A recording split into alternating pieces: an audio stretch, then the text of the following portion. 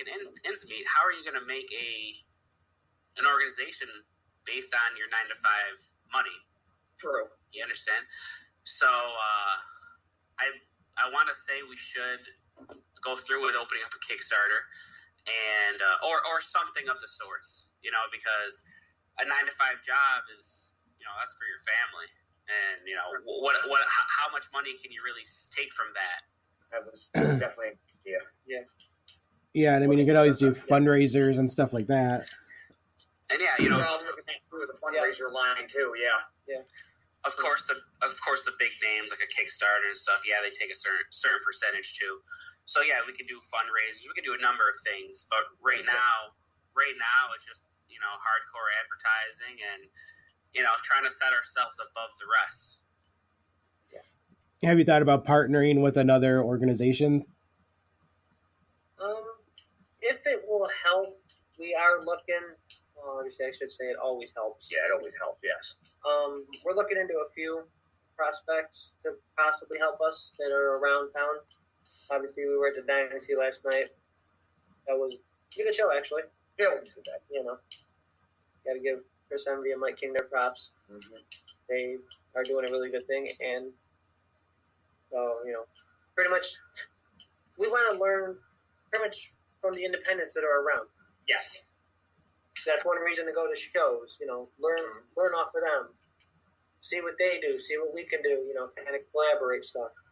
Watch their show, or watch them show. See what we can do differently, or hey, I think we can do this better than this, or whatever, or we can do this differently, or whatever, and go off of that.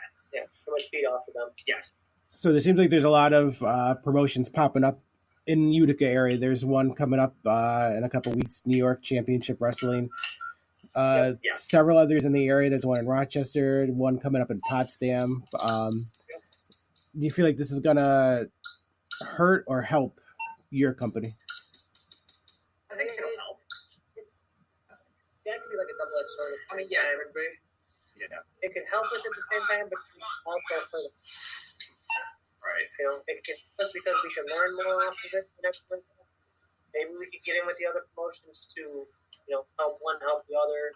Yeah, type of deal. The other collaborate. Collaborate with them, do a cross show, promotion show, or stuff like something that. along those lines. Yeah. But I wouldn't really be against that. No, but at the same time, it also hurt us with our, anything we do, like promotion-wise or anything. It can still hurt us in the long run.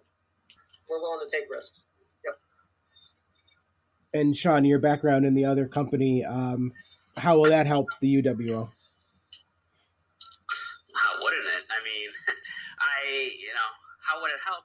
We're just starting out at UWO. I've ran XCWF for a while, so I know certain incentives can get talent.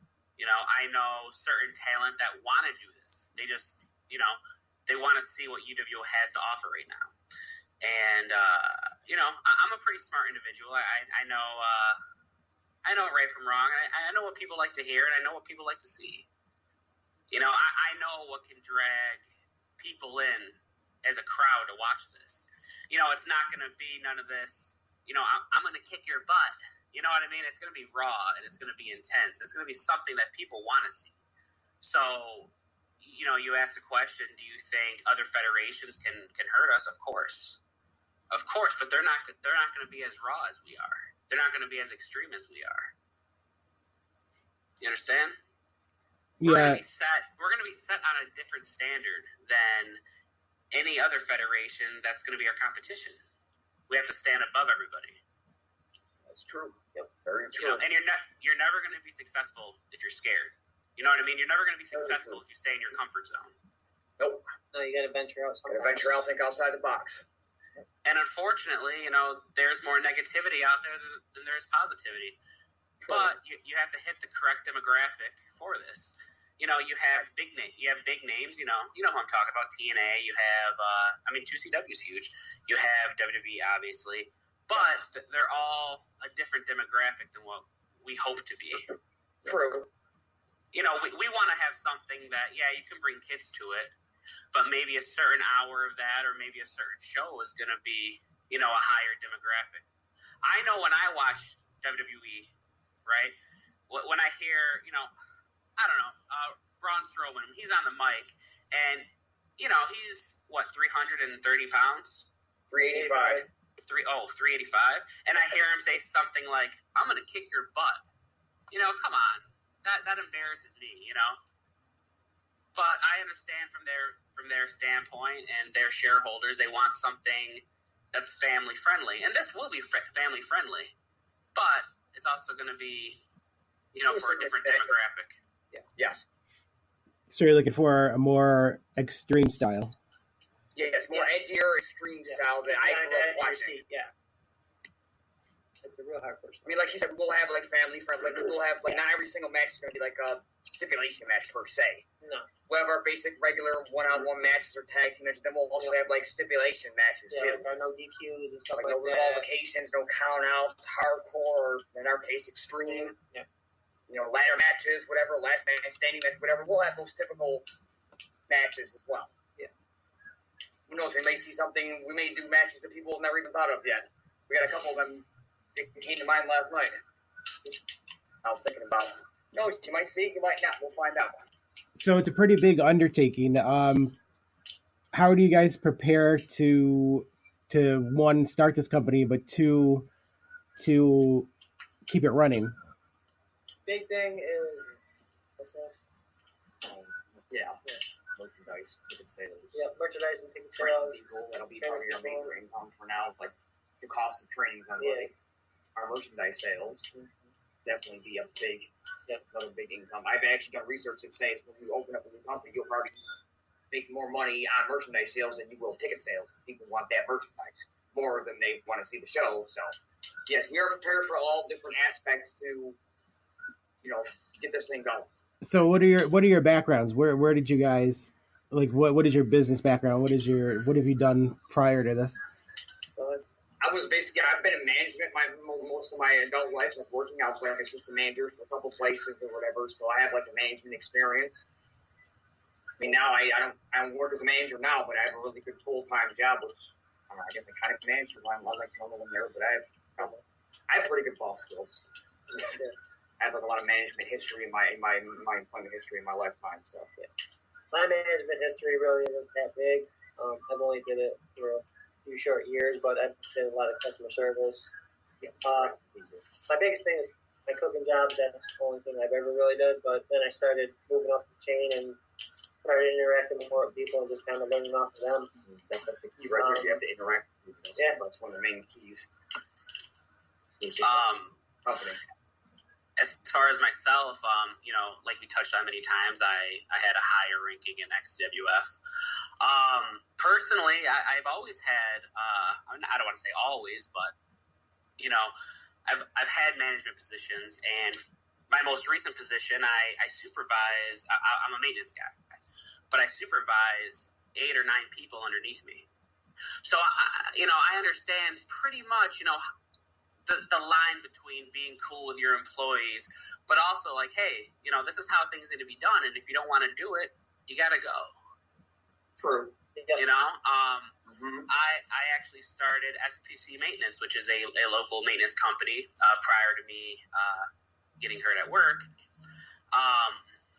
And I am an LLC. I have the LLC license, and you know, so I know a pretty good share and a fair share, and also it's always customer service because you don't want to. These people are paying to see you, right? They're not paying for junk. They're not paying for a who was it? It was a WCW match way back when, and it was Hulk Hogan and Jeff Jarrett. Jeff Jarrett didn't want to give up the belt, right? So literally, Jeff Jarrett laid down. Yep, I remember that. Jeff Jarrett laid down, and you know, Hulk Hogan seemed pissed, but later on you figure out who Hulk Hogan really was. So, you know, he cut this big promo to Bischoff or to Russo. I can't remember. I want to say it was Russo. And he said, "This is." So it was at that time. He said, "This is why the company's in the shape it's in today because of stuff like this." Yep. And you could hear the crowd just angry. You know what I mean? Like they paid their money. Right? They paid their 9-to-5 job money to see, you know, a kid lay down for some old man to pin him. You know, you want to keep your investors, because that's what they are. They're investors. They might not hold stock, right? But they're investors. They're investing their money. Oh, exactly. In what you do. They're investing your money. They're investing their time. Yeah. To watch it. Their money. Other money to take for the merchandise. Pay for the tickets. They pretty much want their money for it. And you want to make them happy. You don't want to make them mad. Yeah. Which is what, if you look at WWE right now, they're a PG company, right? Way back when they were the Attitude Company, or they were basically Raw. They were intense, but times have changed, and they're looking for a different demographic, and that's what we plan to do. When I say different demographic, once again, we're still going to be Raw, but I don't want to say matches. I want to say certain shows are going to be family friendly, and then 2 or 3 shows here and there, they're going to be like holy, I can't. Yeah, exactly. I'm watching somebody getting murdered here, and this is the best night of my life. I want one of those, but I also want something to where kids can look up to us and be like, they're setting a good example. True. Have you guys had any prospects on like a ring or a warehouse, like you said? Like Sean said, we're already looking into a building. We have like a warehouse area. We already got an idea for a ring. Yeah. Yes, we're already looking into that aspect. Yeah, place wants like $1,500 for one ring you want to get is $1,500 for basically it's literally a backyard wrestling ring for now. Yep. And like I said, depending on how things go over the next 6 or 7 months, we're probably going to go with that for right now. Yep. So we can get the warehouse, get all the proper permits, licenses, whatever, etc. And then we put it into the, get rid of the bag. Or probably keep the backyard ring as like a souvenir thing. Get like an actual indoor ring, nice size, wrestling ring, and then just go from there. That went from that other company was like $2,000. Yeah. Yeah, right now we're probably looking at a 16-foot to 18-foot ring, which is, like WWE, they have that 20-foot ring, and that's what everybody wants. Is what they use. Yep. That's pretty pricey. Yeah, but especially for practice, and we're just starting out. We don't need something that intense and that expensive, and and it's not what ring you have; it's what you're putting your body through. Exactly. Yeah. So let's say a ring comes before a building. Would you like bypass like the trading school portion and just start running shows? Let's say you iron out a ring, you get a ring, but you don't necessarily have a building yet. Would you consider running shows with trained wrestlers and then training your own wrestlers after the fact? It could be. Of course. Yeah, of course, yes. Yeah, always a possibility. Yeah, it's always a possibility. We're not taking anything off the table with other promotion. No. As of right now. No. I mean, eventually, do we want to maybe like take this to like a next level and be like a future Vince McMahon, like a big global company? Absolutely. Yeah, that's the main goal. That would be great. That would be great if we were ever to get to that level. But for right now, we just want to keep it local. Yeah. And eventually branch out, start touring other cities, like once it's established. Once everybody's properly trained, then we start putting on shows here in the city. Yep. And do tours. I think Rome has a complex. Yep, Rome has a complex. Westmoreland, Syracuse. Like start traveling like around New York State to the show. Yeah, Route 5's got one. Complex. Yeah. Even the one we just had last night. We can do a show at that one we were just at last night. Realistically, how soon are you looking to get off the ground? Within the next year. I'd say officially correct within the next year, but at the same time, we need to advertise more. We need to advertise newer matches. We can't keep showing older style matches. So officially in a year's time, but we would still enjoy having some. Sooner rather than later. Right. And what's the next step? What's the next hurdle you have to go through? Financing. Income, that's like I said, fundraisers and the Kickstarter. That's where all that stuff comes into play. That's basically our biggest focus right now. I mean, we're slowly putting like our money into a bank account to where we can like start having our own money be put into it. you know,